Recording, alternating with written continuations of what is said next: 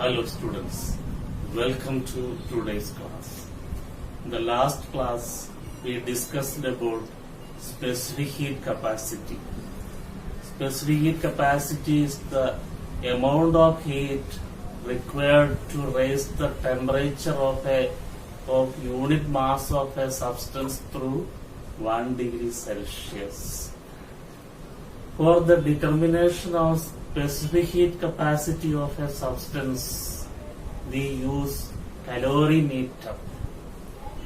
So, calorimeter is used for the determination of specific heat capacity of a substance. It is a cylindrical copper vessel. You can see this is the diagram of a calorimeter. So this is a cylindrical vessel. It is a cylindrical vessel. So which is made up of copper. So calorimeter is a cylindrical vessel. This is a cylindrical vessel. It is made up of copper. So copper is used to make calorimeter because copper is a good conductor of heat and it has a low specific heat capacity. Since it has a low specific heat capacity, it can acquire the temperature quickly. It can absorb heat quickly. Then this calorimeter is placed in a wooden box. This is an wooden box. It is a wooden box.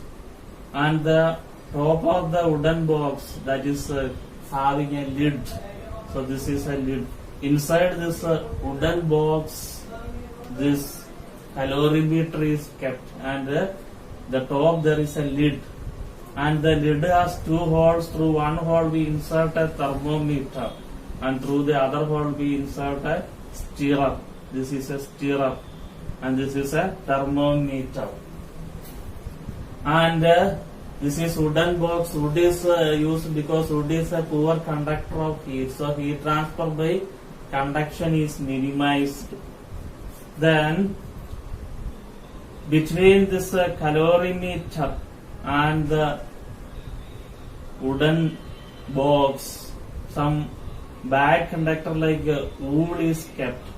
This is again to minimize heat transfer by conduction. Then the top of this wooden box is covered with a lid.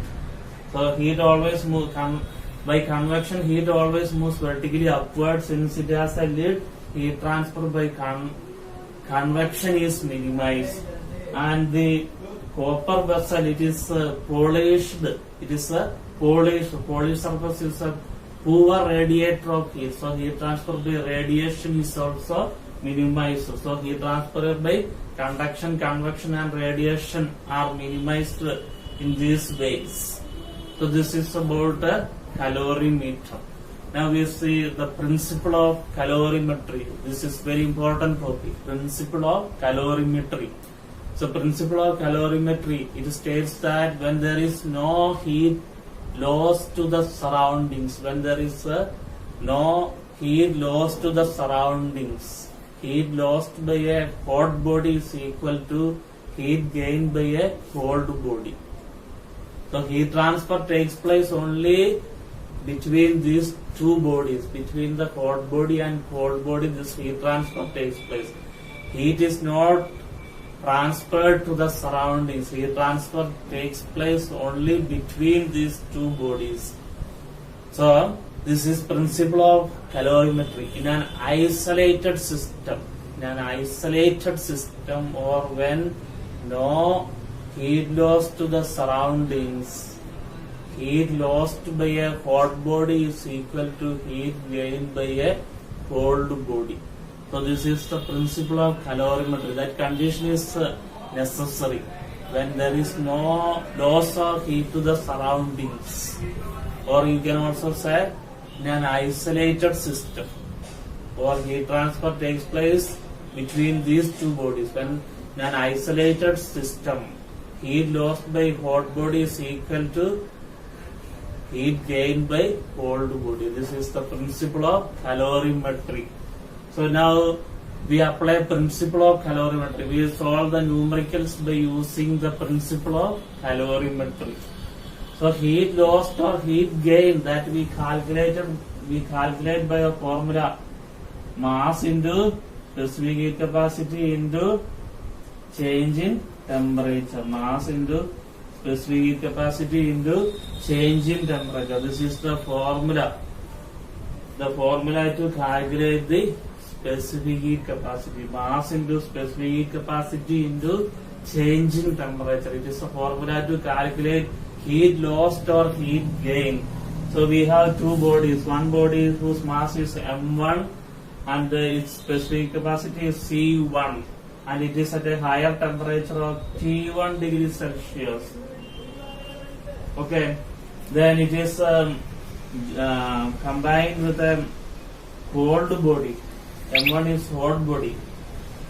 M1 is the mass of hot body. C1 is the specific heat capacity of hot body, and T1 is the temperature, initial temperature of hot body.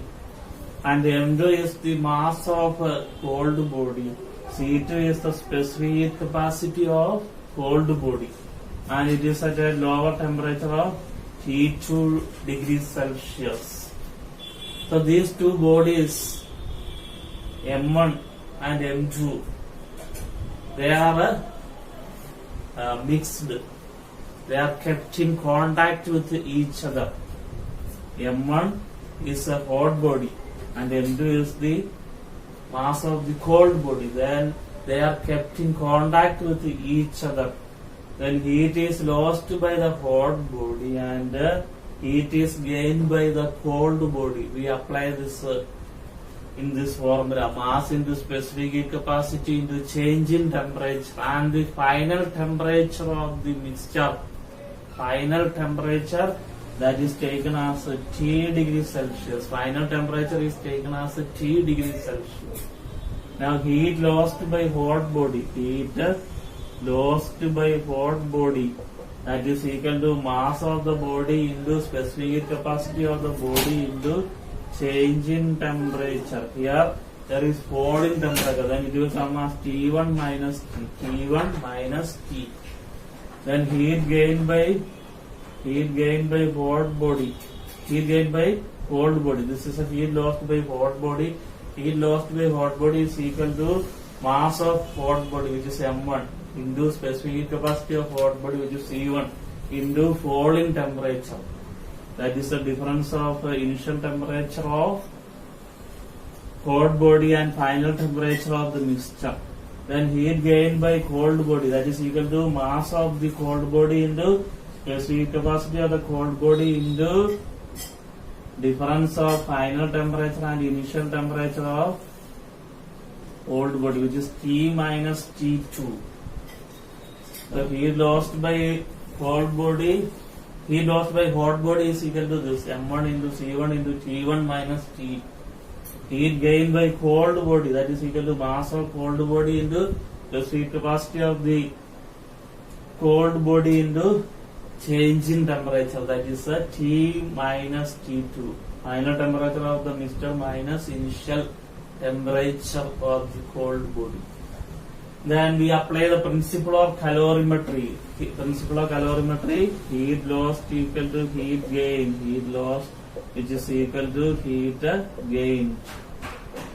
So this both we will equate. And one value will be unknown that can be calculated. On equating this, heat lost by hot body equal to heat gained by cold body, or by applying principle of calorimetry, these both are equal. On equating, the unknown value can be calculated. So this is the method. Now we will solve a number of numericals based on principle of calorimetry. The important formulas required for solving the numericals are: heat capacity, C dash is equal to Q upon delta T. Q stands for energy and delta T stands for change in temperature. Then C equal to C dash upon M. C stands for specific heat capacity, C dash stands for heat capacity, and M stands for mass. Then C equal to Q upon M into delta T. C stands for specific heat capacity, Q for energy, M for mass, and delta T for change in temperature.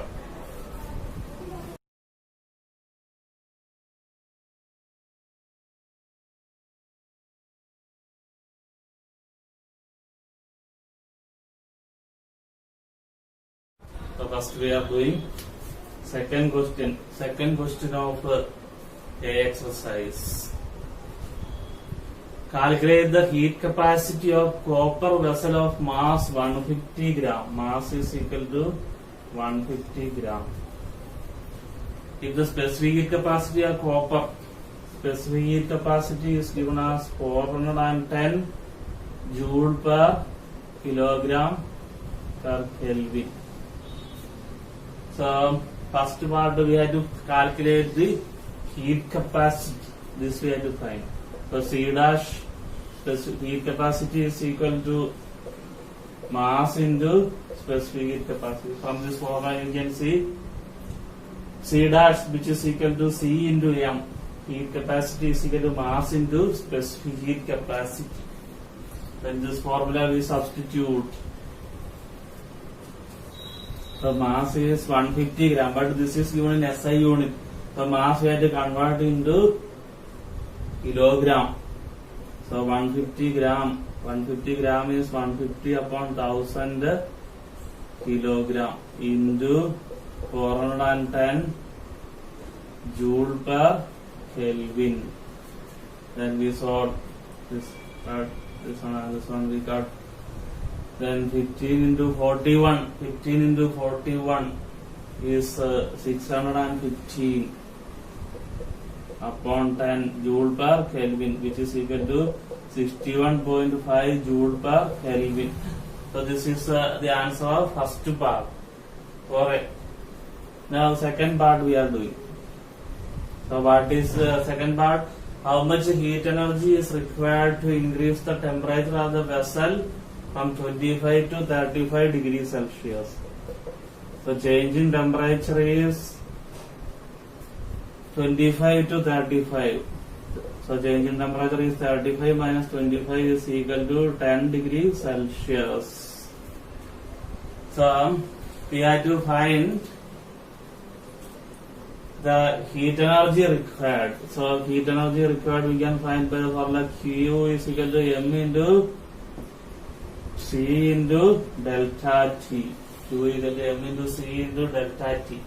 Mass is 150 upon 1000 kilogram into specific capacity is 410 joule per kilogram Kelvin, and change in temperature is 10 Kelvin into 10 Kelvin. Kelvin cancel, kilogram cancel. Now we got this 15 into 41, which is equal to 615 joule. So this is the answer. The heat energy required is equal to 615 joule. So this is the answer of second question. Now we are doing question number 4. Calculate the amount of heat energy required to raise the temperature of 100 gram of copper. Mass is equal to 100 gram of copper from 20 to 70 degrees Celsius. So change in temperature is 70 minus 20 equal to 50 degrees Celsius. Specific capacity of copper. Specific capacity is given as 390 joule per kilogram per Kelvin. Joule per kilogram per Kelvin. So 1 degree Celsius and 1 Kelvin are equal. So 50 degrees Celsius is same as 50 Kelvin. So here you can see that specific capacity is given in SI unit, but mass is in CGS unit. So mass we have to convert from gram into kilogram. 100 upon 1000 kilogram. 1 by 10 kilogram. This is a very important point. If some quantity is in CGS and some is in a SI, both should be written in same unit. Otherwise, the answer will come wrong. That is only the one important point which I have to remember while solving the numericals of this chapter. Now we use the formula heat is equal to Q equal to M into C into delta T. Then we substitute the value. Mass is equal to 1/10 kilogram. The heat capacity is 390 joule per kilogram Kelvin into change in temperature 50 Kelvin. Kelvin cut, kilogram cut. Then this now 390 into 5, 390 into 5 which is equal to 1950 joule. So this is the answer. Now we are doing question number 6. Find the time taken by a 500 watt heater. The power is equal to 500 watt, which is equal to 500 joule per second.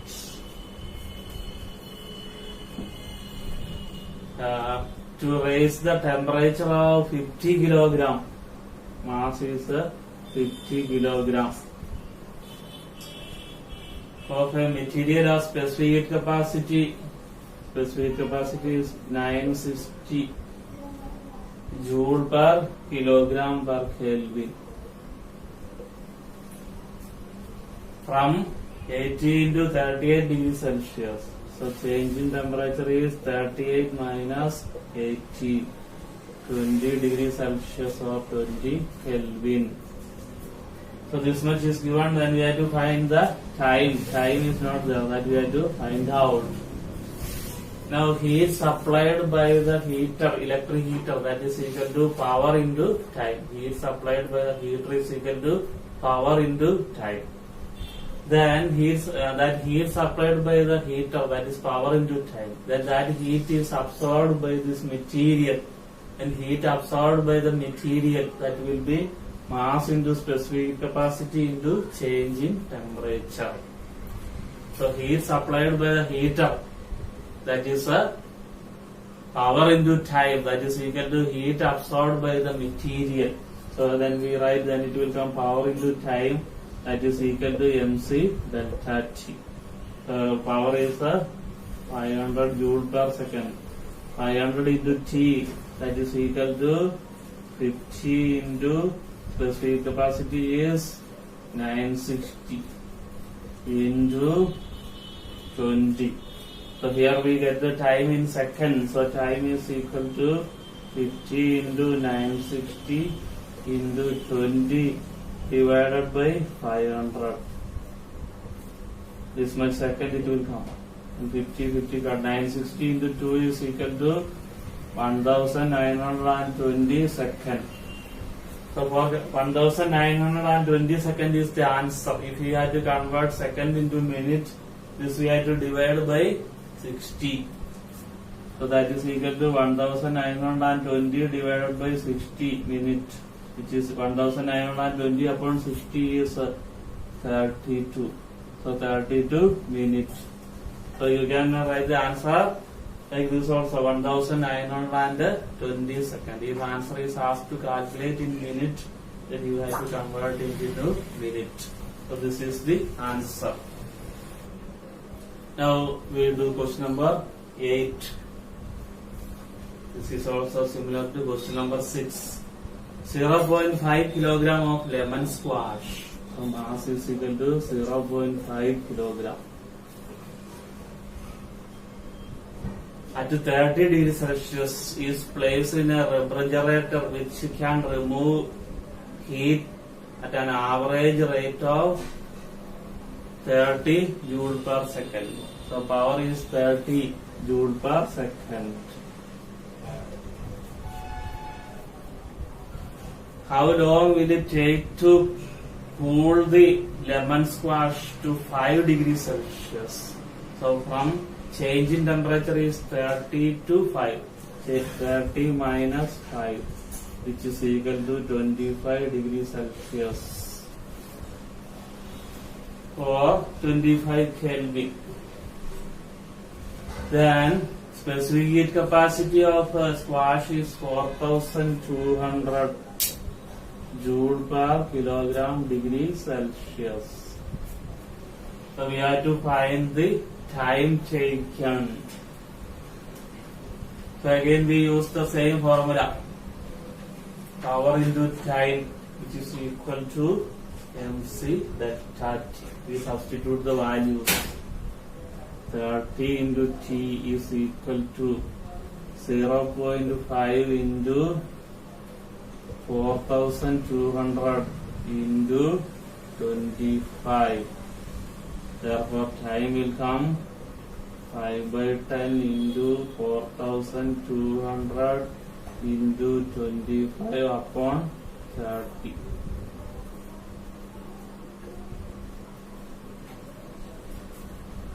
So 42 upon 3 is equal to 14. 5 into 25 into 5, 125 into 14, which is equal to 1740 second. 1740 second.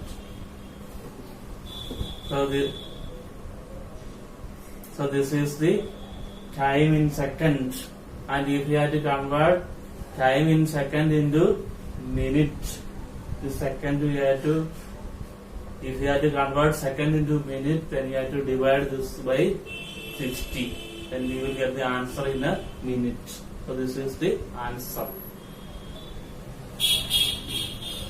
So with this answer, on multiplying 5 into 14 into 25, that is 1750 second, not 1740. It is 1750 second.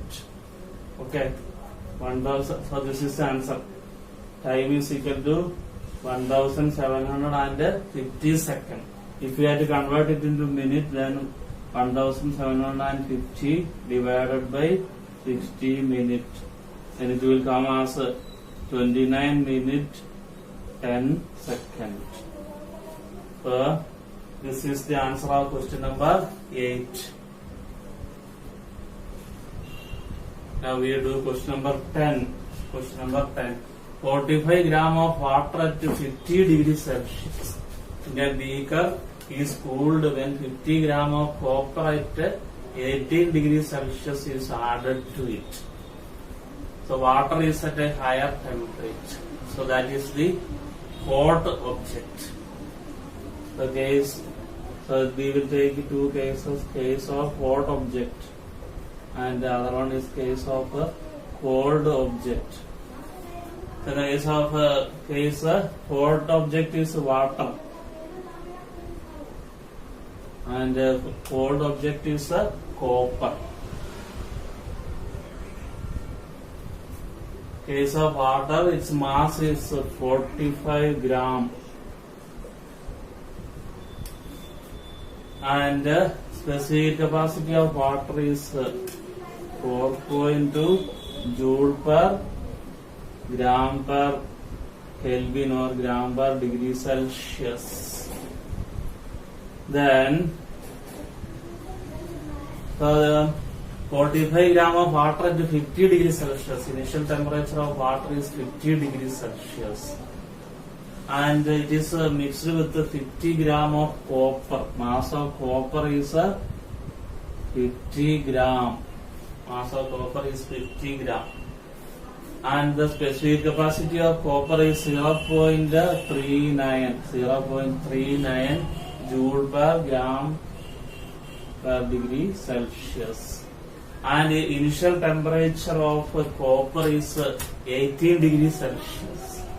The water is at 50 degrees Celsius and copper is at 18 degrees Celsius. When they are mixed together, the final temperature of the mixture, that will come in between 50 and 18. 50 and 18.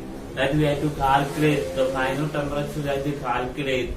let the final temperature of mixture be T degrees Celsius. The final temperature of mixture, that is T degrees Celsius, that will come less than the initial temperature of hot object, that is 50 degrees Celsius, and more than the initial temperature of cold object, that is 18 degrees Celsius. Let the final temperature, let it be T degrees Celsius. So here the change in temperature is 50 minus T. T is the final temperature of the mixture. Here the change in temperature is T minus 18. T minus 18.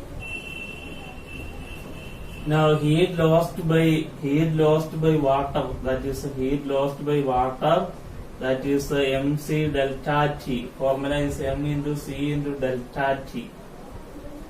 So then it will come 45 into 4.2 into 50 minus T.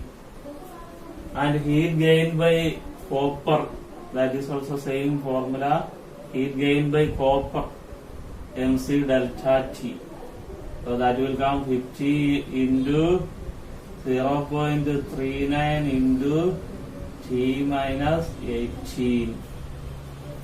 Then we apply the principle of calorimetry. We apply the principle of calorimetry. That is 45 into 4.2 into 50 minus T is equal to 50 into 0.39 into T minus 18. So applying the principle of calorimetry. This we have to solve. This we have to solve.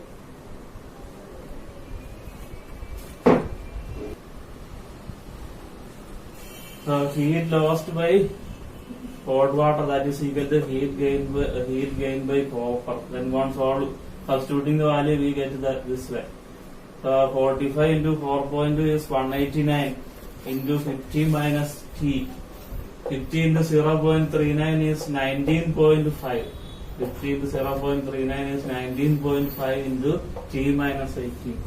Now I remove 19.5 by dividing both sides by 19.5. 189 upon 19.5 into 50 minus T is equal to T minus 18. 189 on dividing by 19.5 it becomes 9.7. 9.7 into 50 minus T is equal to T minus 18. 9.7 into 50 is 485. 485 minus 9.7 T is equal to T minus 18. Then minus 18 is brought to this side. 485 plus 18 is equal to T plus 9.7 T. 485 plus 18 is 503. T plus 9.7 T is 10.7.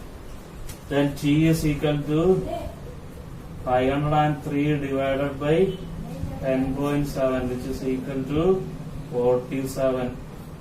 47 degrees Celsius is the final temperature of the mixture. So this is the answer. And what assumption is used for solving this one? So the assumption which is used here is heat transfer takes place only between this water and copper. No heat is transferred to the surroundings. So this is the assumption which is used for solving the numericals here. The remaining numericals which are left, that is also solved by the same method. You have to remember the formula. Okay. Next class we will continue.